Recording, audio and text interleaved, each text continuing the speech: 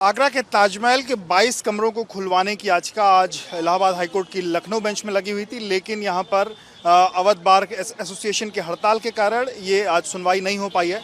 हमारे साथ याचिकाकर्ता रजनीश जी हैं। रजनीश जी, आप लोगों ने एक याचिका दायर की है। इस पहली बात तो पूरी याचिका के बारे में समझना चाहूँगा, क्या है याचिका, क्यों 22 कमरों को खुलवाना है, क्या है पूरा मामला? दरअसल उन्हीं 22 कमरों को लेकर एक विवाद है। हिंदू संगठन उस पर अपना दावा करता है और मुस्लिम लोग उस पर अपना दावा करते हैं। तो ये जो एक विवाद की स्थिति बनी हुई है, उसी विवाद की स्थिति को दूर करने के लिए हम लोगों ने एक याचिका लगाई है कि उन 22 कमरों को खोल दीजिए और एएसआई से परीक्षण करवा लीजिए, ताकि सच्चाई सामने आ सके और जो विवाद पनप रहा है और वो विवाद सदा के लिए खत्म हो जाए। एक चीज़ समझना चाहूँगा, क्या वो 22 कमरे इस वक्त जो ताजमहल है उसके किधर है? क्या उसके नीचे की तरफ में? उसी के नीचे है जी। ऐसा मुझको एएसआई वालों ने बताया कि मेन जो मुख्य भवन है उसके नीचे कुछ कमरे बंद हैं और सुरक्षा कारणों से बंद है, उन्होंने आरटीआई में बताया है। तो हमने कहा वही खोल दीजिए, वही सारे कमरे जो हैं विवाद की जड़ हैं। ये कैसे पता कि आपने उसमें कहा कि उसमें हिंदी देवी देवताओं की कुछ प्रतिमाएं हो सकती हैं, मूर्तियां हो सकती हैं? क्योंकि तमाम इतिहासकारों ने उस पर ऐसा दावा किया है और जो कार्बन डेटिंग की रिपोर्ट है, कार्बन डेटिंग टेस्ट में जो उसका आयु परीक्षण हुआ है, ताजमहल की वास्तविक आयु जो बनी हुई आयु इतिहासकार बताते हैं उससे जो है कई सौ साल का अंतर है। कार्बन डेटिंग टेस्ट मुझे लगता है गलत नहीं हो सकता है। तो साइंटिफिक टेस्ट भी कुछ ऐसे हैं और तमाम चीज़ें हैं। तो इन्हीं धारणाओं को दूर करने के लिए कि एक माहौल ना खराब हो, एक माहौल खराब जैसी स्थिति ना बने, इसलिए मैंने याचिका लगाई। अच्छा, इस तरीके की याचिका पहले भी कभी आप लोग की तरफ से दायर हुई है? नहीं, मेरी तरफ से कोई याचिका नहीं हुई है, क्योंकि मैं भी कल चैनल डिबेट में था तो एक विष्णु जैन या हरिशंकर जी ने कहा था कि आगरा के सिविल कोर्ट में, लेकिन उन्होंने जो दावा किया था, उन्होंने क्लेम किया था कि शिव मंदिर है। मेरा ऐसा कोई दावा नहीं है कि शिव मंदिर है कि मकबरा है, क्या है।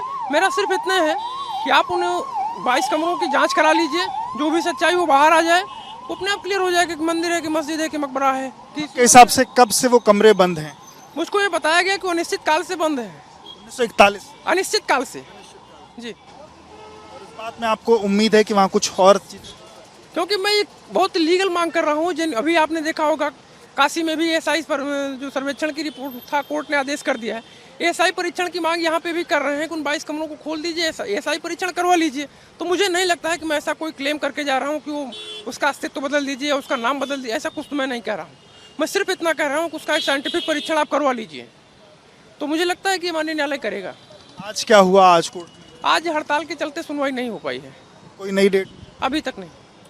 तो बहुत बहुत शुक्रिया बात करने के लिए। रजनीश जी को आप सुन रहे थे और उन्होंने ये बताया कि ये जो आगरा का केस है, आगरा का जो ताजमहल है, उसमें 22 कमरों को खुलवाने की याचिका उनकी तरफ से दायर की गई, जिसमें उनको वहाँ के तमाम जो उनके सोर्सेज हैं, एएसआई के सोर्सेज, उसमें उन्होंने बताया है कि इसमें कुछ चीज़ें हो सकती हैं जिसके बारे में वहाँ की सत्यता पता चल सके।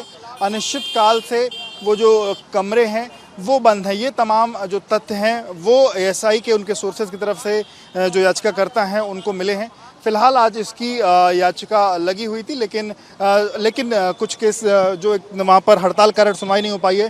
रुद्र जी, आप इस केस को देख रहे हैं, आज आपका केस लगा हुआ था, क्या रहा, क्या चीज़ है? देखिए, आज ये बार एसोसिएशन की तरफ से बाइकआउट किया गया था, काम को लेकर बाइकआउट किया गया था। हालांकि मैं दिल्ली से आया था तो मैंने रिक्वेस्ट भी करी, मैंने बार के प्रेसिडेंट से भी रिक्वेस्ट करा, कोर्ट से भी रिक्वेस्ट करा, लेकिन क्योंकि हड़ताल है तो बार का भी सम्मान करना चाहिए, इसलिए ये सुनवाई आज हो नहीं पाई। सर, जो चीज़ समझना चाहूँगा, जो आपकी तरफ से ये याचिका है, इस याचिका की मांग क्या है, क्या मूल मांग क्या है? देखिए, इस याचिका में जो मूल 2 या 3 मांग मैं आपको बताऊं। एक तो जो इसके जो 20 से ज़्यादा कमरे हैं, जो 7 स्टोरी बिल्डिंग है इसकी, उसमें जो आप जहां हम लोग घूमने जाते हैं उसके नीचे लगभग 20 से ज़्यादा कमरे हैं। उन कमरों को 1934 में, मैं बताऊं आधिकारिक रूप से 1934 में ये कमरे खुले थे। उसके बाद आखिर ऐसा क्या राज छुपा है उन कमरों में, ऐसा क्या जानने से देश में तबाही आ जाएगी, वो हम जानना चाहते हैं। राइट टू इन्फॉर्मेशन हमारा भी है, आर्टिकल 25, आर्टिकल 19 हमें भी इजाज़त देता है चीज़ों को जानने की। तो सिर्फ उसी लिए हम गए कि हमको ये जानना है कि उन कमरों में क्या है। दूसरा, एक फैक्ट फाइंडिंग कमेटी बने जो कि ये निर्धारित करे, जो कि ये तय करे, ये फाइंड आउट करे अन्य तथ्यों से। जो आज जयपुर संग्रहालय में जो राजा मान सिंह की चिट्ठी रखी गई है उसको निकाले। जो औरंगजेब चिट्ठी के हिसाब से क्या है आपकी? उस चिट्ठी के हिसाब से ये है कि उस चिट्ठी में राजा मान सिंह ने इनको ये पैलेस दिया था, जो राजा मान सिंह का पैलेस था, वो पैलेस दिया था इन्होंने शाहजहां को। ये भी कह सकते हैं कि शाहजहां ने टेक ओवर किया था उस समय, क्योंकि मुगल आक्रांता ये लोग थे, तो वो टेक ओवर करके उन्होंने मुमताज़ का जो मकबरा था वहाँ पे स्थापित किया। अच्छा सर, जो आपने कहा कि 34 से बंद है, आपको क्या उम्मीद है उसमें, क्या ऐसी चीज़ें, मतलब जांच कराने के पीछे मकसद क्या है? क्योंकि आपने कहा कुछ ऐसी चीज़ें हो सकती हैं, क्या चीज़ें? देखिए, इस देश की लगभग 100 करोड़ जनता ये जानना चाहती है कि आखिर उस कमरों में क्या है, क्यों कमरे, आप बताइए कोई भी इमारत के, अगर हमारे घर में भी कुछ ऐसे कमरे होते हैं जहां हम कभी नहीं जाते लेकिन हफ्ते में 2 बार 3 बार जरूर साफ सफाई के लिए खोलते हैं, लेकिन आखिर उन कमरों में ऐसा क्या है जो 1934 से कमरे नहीं खोले गए, और अगर हम कहते हैं कि कमरे खोलिए तो कहते हैं सुरक्षा की दृष्टि। ऐसा कौन सा, ताजमहल हमारी राष्ट्रीय धरोहर है, पूरे विश्व में विख्यात है, तो ऐसा क्या है उन कमरों में? ऐसा बहुत सारे इतिहासकार लिखते हैं कि जो ऊपर देवी देवताओं की मूर्तियां थी, शिव की मूर्ति थी, उन मूर्तियों को हटाकर उन कमरों में रख दिया गया है। ऐसा आप भी ऐसा आपका मानना? देखिए, मेरा मानना तो ऐसा है, देश की जनता का भी ऐसा मानना है, इसलिए मैं चाहता हूं कि हमारा जो मानना है, हमारी जो आस्था है, उस आस्था को या तो विराम दे दिया जाए, या तो हमारी जो आस्था है उसको प्रश्न चिन्ह न लगाकर उस आस्था को हमारे प्रमाणित कर दिया जाए एक फैक्ट फाइंडिंग कमेटी द्वारा कि हाँ भाई इसमें मूर्तियां हैं। जो फैक्ट फाइंडिंग कमेटी की आप बात कर रहे हैं, उसमें क्या आपने मांग की है कि एसआई के लोगों, दोनों पक्षों की तरफ से लोगों, ऐसा कुछ कोई इसकी? बिल्कुल, देखिए, फैक्ट फाइंडिंग कमेटी में एसआई के लोग होंगे, इतिहासकार होंगे, जो लोग मैं आपको बताऊं कि 1984 में 6 जून 1984 का एक लेख छपा था, मैं उसका भी जिक्र करना चाहूँगा।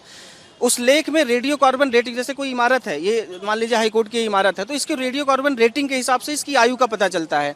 उस रेडियो कार्बन रेटिंग में जब आयु का पता लगाने की कोशिश की गई तो उसमें पता चला कि लगभग 600 वर्ष पुरानी इमारत होगी, जबकि ये जो ये बताते हैं कि 300-350 वर्ष पुरानी इमारत है ये।